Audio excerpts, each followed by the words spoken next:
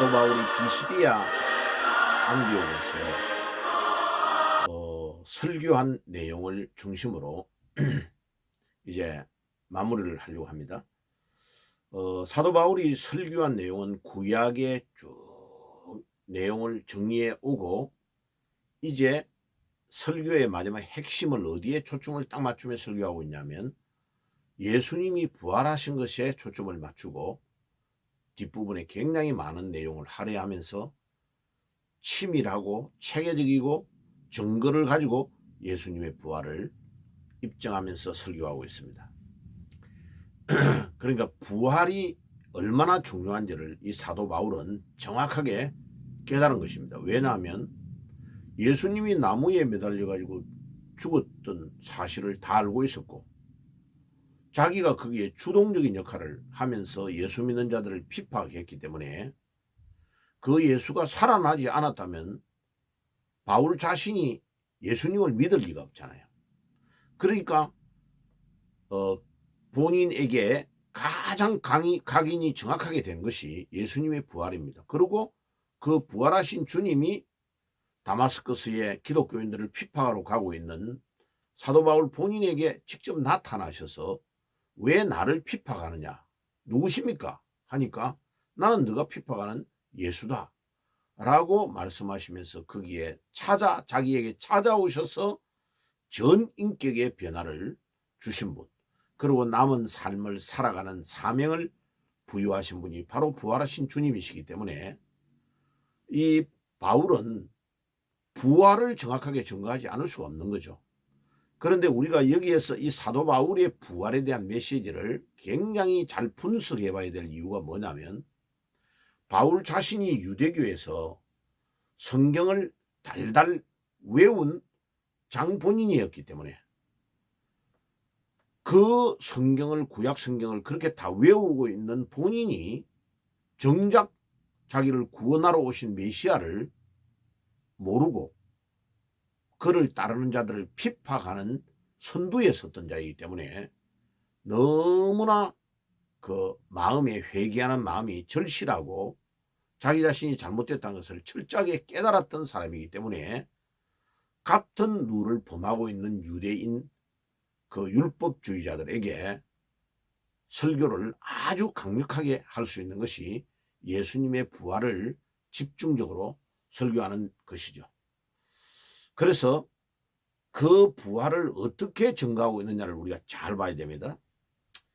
그 예수님이 부활하신 것의 정인이 예수님의 제자들인 갈릴리에서 예루살렘으로 왔던 그들이 정인이다라는 것을 딱 입증하고 있습니다.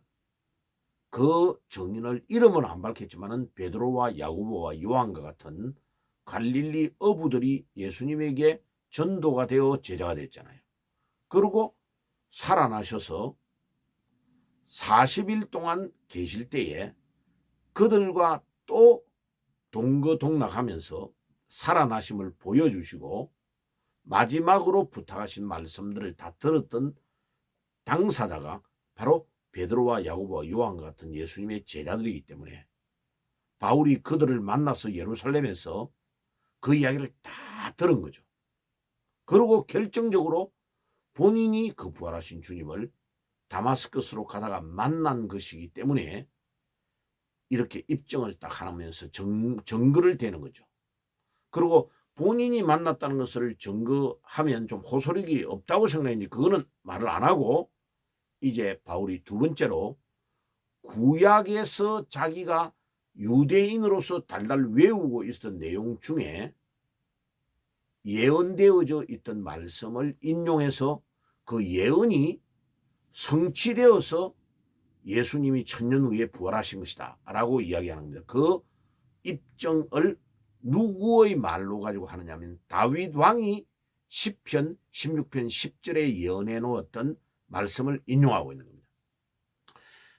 왜 유대인들에게 다윗 왕을 지금 연결시키느냐면 유대인들은 다윗 왕을 가장 존경하는 왕이기 때문에 그가 이스라엘을 가장 강건한 나라로 또 가장 넓은 영역의 나라로 영토를 확장했던 왕이고 구약에서 가장 하나님께서 나의 마음에 합한 자다, 내가 다윗을 통해 모든 것을 이루겠다고 하시는데 그 예언이 그의 후손으로 오시는 메시아를 통해서 성취된다고 말씀되어 있기 때문에 모든 유대인들은 다윗 왕을 가장 위대한 분으로 존경하는 거죠. 그래서 이스라엘의 국기에 딱 흰 바탕에 별이 딱 들어가 있죠. 그 별을 다윗의 별이라고 합니다. 그러니까 그만큼 유대인들은 다윗 왕을 존경하는 겁니다. 그러니까 다윗 왕이 1000년 전에 예언해 놓았던 자기 뒤에 오시는 메시아, 그분은 그 시체가 썩지 아니할 것이다 라고 예언했던 시편 16편 10절의 말씀을 딱 인용해 가지고 그 말씀이 1000년 후에 성취된 분이 바로 우리가 믿고 있고 우리가 증거하는, 얼마 전에 십자가에서 여러분들 유대인들이 매달아 죽였던 그분이 3일 만에 부활하셔서 살아난 것이고, 그것이 다윗 왕의 예언이 성취된 것이다 라고 증거를 딱 들이대는 거죠. 이야, 이 메시지는요, 정말 바울이 성경에도 박식하지만은 이 설교할 때에 듣는 청중이 누구냐에 따라서 엄청난 호소력을 가지고 논리적이고 조직적이고 체계적으로 말씀을 딱 유대인들이 거부할 수 없는 메시지를 전가하는 겁니다. 야, 그래서 이 바울의 메시지가 너무나 놀랍다 하는 것을 알 수 있습니다. 그런데 그 다윗 왕의 이야기를 딱 할 때에 어떻게 말하느냐면요, 다윗은 당시에 하나님의 뜻을 쫓아 섬기다가 잠들었다, 죽었다는 거예요. 그렇게 위대한 다윗도 주의 뜻을 따라 살다가 잠들어 가지고 깨어나지 못했다. 시체가 썩어버리고 땅에 묻혀있다 지금도. 그런데 우리가 믿는 이 예수님은, 다윗의 후손으로 오신 그 예수님은 37절에 하나님이 살리신 그분 예수는 썩음을 보지 않으셨다. 이야, 다윗 왕과 예수님을 딱 대조하는데, 그렇게 우리 민족이 대단하게 생각하는 다윗 왕도 결국은 죽고 시체가 땅에 묻혀가 썩어 있다. 그런데 이 예수는 왜 우리의 메시아가 되느냐? 그분은 예언된 그대로, 다윗이 예언한 그대로 썩지 않고 부활하셔서 지금도 우리 안에 계신다라고 증거하고 있는 겁니다. 이야, 이거는요, 정말 놀라운 부활에 대한 메시지 중에서도 결정판을 증거하는 바울의 메시지입니다. 그러니까 이 정도로 깊이 깨달으니까 사도 바울이 고린도전서 15장에 부활장이라고 하죠. 거기에 예수님의 부활이 없었다면 우리 믿음은 모두가 헛일이다, 헛것이다 라고 17절에 말할 정도로 부활이 우리 신앙의 모든 핵심이고 키이다. 부활을 깨달지를 못하면, 성경이 믿어지지 않고 부활이 깨달아지지 않으면 아무것도 우리 신앙의 행위에 정당화될 수 있는 것이 없다는 것을 입증하고 있는 것입니다. 너무나 놀라운 메시지를 전합니다. 그리고 이제 이 부활에 대한 중요한 메시지를 딱 증거하고 나서 그 다음에 38절에 가서 이렇게 이야기합니다. 이 사람을 힘입어 제3이 너희에게 전파된 것이라. 자, 예수님을 통하여 우리가 제3이 된다. 철학에서 제일 중요하게 생각하는 궁극의 문제 두 가지가 죄와 죽음의 문제예요. 죄와 죽음의 문제를 한 번만에 해결한 사건이 예수님의 십자가와 부활입니다. 아무리 연구하고 학문적으로, 학문 중에 기본인 가장 제일 중요한 철학도 해결하지 못하는 것을, 우리 예수님은 우리의 죄를 위해서 이 땅에 오셔서 십자가에 매달려 죽으심으로 우리 죄 문제를 완전 해결한 제사장이시다. 그리고 죄를 짓게 하는 사탄과 죽음의 문제가 한 번만에 해결해버린 사건이 부활의 사건이다. 살아나 버리니까 죽음 문제가 해결되어 버렸죠. 그분을 우리는 우리의 왕이라고 말합니다. 그리고 모든 방하고 갈등하고 마약, 술, 음란으로 빠져들어가는 모든 인류를 어디로 가야 구원을 받을 수 있고 하나님을 만날 수 있는가의 길을 안내하는 그 길 되시는 분이 누구냐? 요한복음 14장 6절에 내가 곧 길이요 진리요 생명이라. 내가 그 길이요. 이 말은 유일한 길. 하나님께 가는 유일한 길. 뭐 신천지 이만이나 그 다음에 문선명이나 모든 것들은 다 가짜요. 그런데 예수님만 오직 유일한 길, 그분만 하나님께 우리를 안내하는 길이시다 라고 요한복음 14장 6절은 딱 말합니다. 그분을 우리는 우리의 선지자라고 말하죠. 그래서 제사장, 왕, 선지자를 한 번만에 모아서 딱 표현하는 표현이 그리스도. 예수는 그리스도이십니다. 그러면 예수가 그리스도란 말은 예수는 우리 인생의 모든 문제를 해결한 해결자다라는 말을 이 사도행전에서 계속 증가하고 있습니다. 좀 있어 보세요. 자, 사도 바울이 가는 데마다 예수가 그리스도라고 증가하는 겁니다. 그런데 왜 신문 읽은 이야기, 책 읽은 이야기를 가지고 강단에서 이야기를 합니까?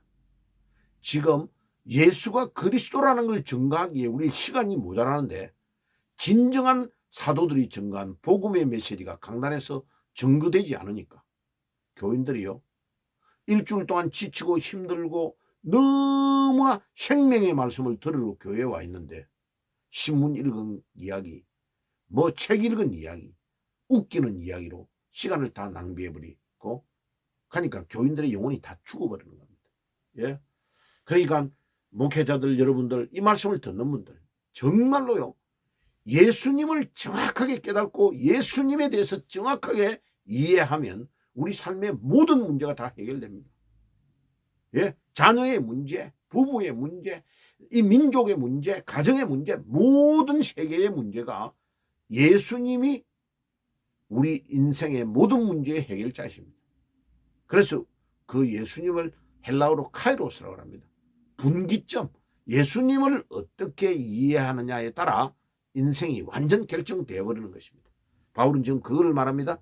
그리고 39절에 뭐라고 합니까? 모세의 율법으로 너희가 의롭다함을 받지 못하면 모든 것도 믿는 자마다 이 사람을, 예수님을 힘입어 의롭다함을 받는 것이라. 모세의 율법으로도 너희가 의롭다함을 받지 못한다고 그래요. 봐요. 바울 자신이 율법에 완전히 능통한 자였어요. 율법으로는 흠이 없다고 빌립보서에서 말하고 있잖아요. 자기를 소개할 때. 그럼 보세요.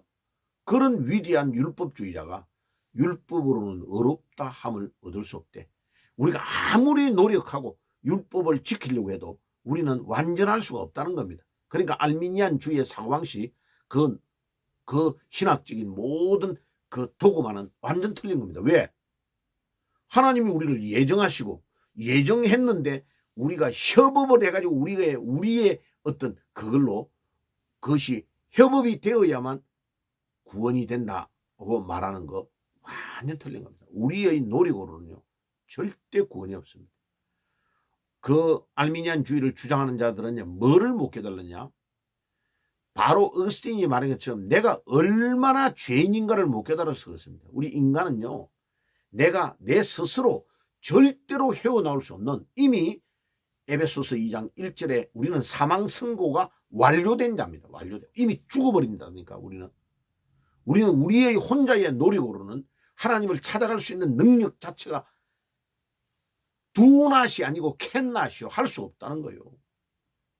성경은 우리에게 분명히 말합니다. 우리의 행위로 구원을 얻을 수 없다고. 우리의 협업으로 우리가 구원으로 가는 것이 아니라고. 우리는 그 정도로 대단한 인물이 아니라고. 우리는 똥 안에 있는 구더기보다도 못한 존재라고. 살아있지를 못하고 이미 하나님을 떠나가지고 우리는 죄 가운데서 이미 사망 선고가 나버린, 죽어버린 시체였다고. 하나님이 우리를 살려주셔야만 살 수 있는, 그래서 전적 인간의 타락을 주장하는 거예요. 그거는 내가 얼마나 죄인인가를 깨달은 자만이 알 수 있는 거예요. 하나님이 성령으로 우리에게 주지 않으면 그 깨달음도 우리에게 오지 않는 거예요. 올 수가 없는 겁니다. 그래서 알미니안주의를 주장하는 자들요 진짜 하나님의 은혜가 얼마나 대단한 것을 몰라서 떠들고 있는 겁니다. 진짜로. 자, 그 다음에요. 그런즉 너희는 선지자들로 말씀하신 것들이 너희에게 미치지 않도록 조심해라. 야, 바울이 이제 설교를 마지막으로 하면서 경고를 딱 합니다. 자, 설교, 하나님의 뜻을 전달은 내가 다 했습니다. 너희들이 듣든지 안 듣든지는 너희들이 이제 결정을 해야 된다. 듣는 여러분들이 결정해야 된다. 그거를 켈빈 목사님은 성령의 내적 간정이라 그래요. 똑같은 시간에 똑같은 자리에서 한 목사님이 설교한 설교자의 말을 동일한 말씀을 들은 거예요. 들었는데 은혜를 받는 사람이 있고 시기하고 질투하고 욕하는 사람이 딱 있는 거예요. 두 개로 구분돼 버리는, 갈라져 버리는 거예요. 성령의 내적 간정이라고 합니다. 그거를. 그러니까 바울이 설교를 딱 하는 중에 유대인 중에 말씀을 잘 듣는 자가 있고 눈빛을 딱 보니까 전혀 아니고 반대하는 자가 있는 것을 본 거예요. 그래서 이제 마지막 경고를 딱 합니다. 성경 하박국 1장 5절을 인용해서 이렇게 말해요. 그러니까 사도행전 13장 41절에 이렇게 딱 언급했습니다. 그게 하박국 1장 5절의 말씀을 인용하고 있습니다. 뭐라고요? 보라, 너희 멸시하는 자들아, 너희는 놀라고 망하라. 내가 너희의 날에 한 일을 행하리니 사람이 너희에게 전할지라도 너희가 도무지 믿지 않은 일이라. 하나님의 말씀을 아무리 전달해도 하나님의 말씀을 듣지 않았다. 그럼 망한다는 거예요. 그거는 네가 결정했기 때문에 책임을 너 스스로 져야 된다는 것을 말하는 거예요. 자, 그래야 하고 설교를 딱 끝마치고 나니까 이제 반응이 두 가지로 딱 갈라지는 거예요. 예. 이방인들은 너무나 은혜를 받아가지고 다음 주에도 안식일 날 나와서 설교해 주세요 부탁하는 거예요. 그 다음에 유대교에 입교해가지고 경건하게 생활하는 사람들은 말씀을 듣고 딱 아는 거예요. 그런데요, 그 안에 불순물이 들어가 있는 자, 회당을 중심으로 입건을 챙기고 하는 유대인들은 바울이 너무나 사람들이 인기가 많아지고 그 다음 주에 설교를 딱 했는데 막 그 성 비시디아 안디옥 전체의 성이 다 와버리거든, 사람들이. 그러니까 자기들이 위기의식을 느끼면서 시기, 질투, 모함을 했다고 기록되어 있어요.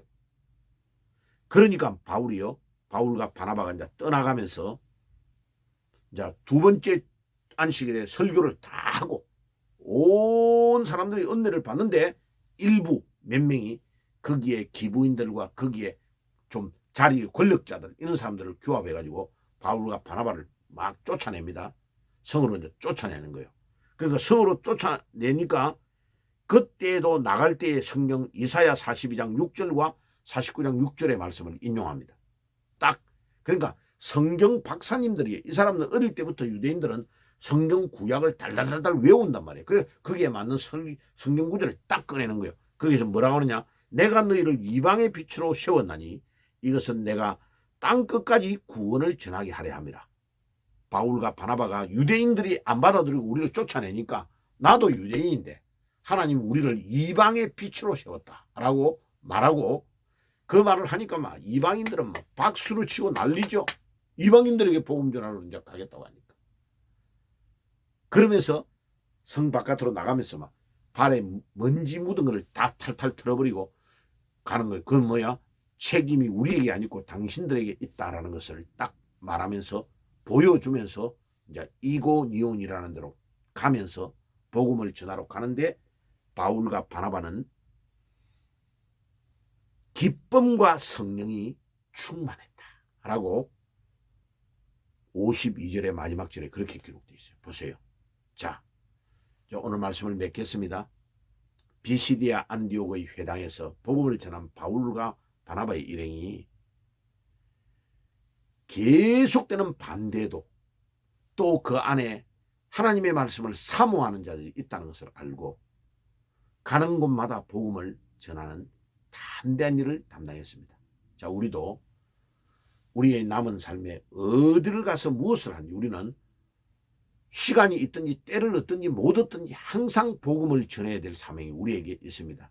이거는 사도 바울 같은 사도들, 목회자들만 전하는 게 아니고 모두가 우리는 복음의 빚진 자들입니다. 여러분들 어디를 가든지 복음을 전하는 전도자들이 되시기를 주 예수의 이름으로 축복합니다. 기도하겠습니다. 하나님 우리 아버지 감사합니다. 바울이 비시디아 안디옥에서 회당에서 설교했던 이 명설교를 몇 번에 걸쳐서 나누어 보았습니다.